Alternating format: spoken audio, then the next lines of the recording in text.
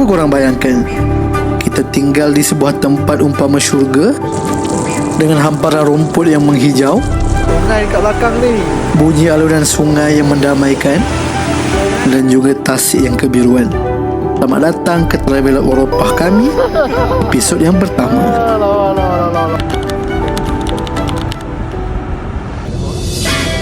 Perjalanan daripada Kuala Lumpur ke Munich ambil masa lebih kurang 17 jam dan kami transit di Dubai. Bila sebut Dubai Middle East ni, mestilah akan risau sikit. Tapi Alhamdulillah, semuanya berjalan lancar, tak ada gangguan yang ketara sangat. Dan bila nak landing airport Munich tu, nampak bawah tu petak-petak, ya Allah cantiknya. Karena dalam musim bunga, jadi orang tengah aktifly buat penanaman buah-buahan, sayur-sayuran semua.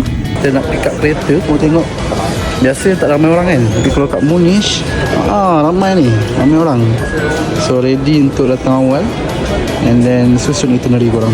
Dalam 45 minit hingga 1 jam barulah kami dapat kereta. Macam biasa, bila dapat kereta sewa ni, benda yang pertama kena buat adalah buat rakaman video ataupun tangkap gambar condition kereta sebelum naik. Sebab apa? Kita tak naklah ada apa-apa yang rosak awal-awal dipersalahkan nanti bila nak pulang kereta. Dah siap cek semua, maka bermulalah perjalanan kami merentasi 3 negara Eropah, 7 hari 6 malam.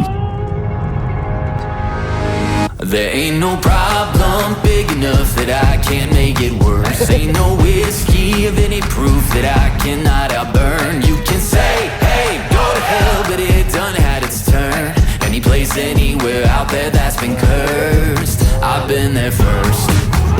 Destinasi pertama kami adalah Airbnb kami di Barwis, Austria, yang mana kita akan spend 2 malam dekat sana. Tapi sepanjang perjalanan daripada airport Munich ke lokasi pertama kami, Masya Allah cantiknya. Kerana adalah penghujung musim bunga, maknanya ais-ais kat atas bukit tu masih ada lagi. Tapi rumput sudah mula menghijau dan cuaca pun agak dingin, lebih kurang 10 hingga 15 darjah Celsius, dan akan drop single digit pada malam hari. Sebelum sampai Airbnb, kami buat search lah halal food around me. Biasanya kat Jerman ni, nak ke Austria, kebanyakannya adalah kedai Turki. So banyaklah korang boleh beli daging, ayam, nugget, telur. Kami beli siap-siap untuk stok 3 ke 4 malam. Kalau tak adalah berulang-ulang ke sana. Kami siap singgah dekat musola untuk selesaikan solat sebelum kami teruskan perjalanan lagi 1 jam ke Austria.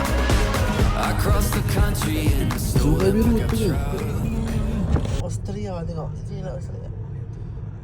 Hari ni ada sambal RTE, timun, telur, buat scrambled egg, yang ayam.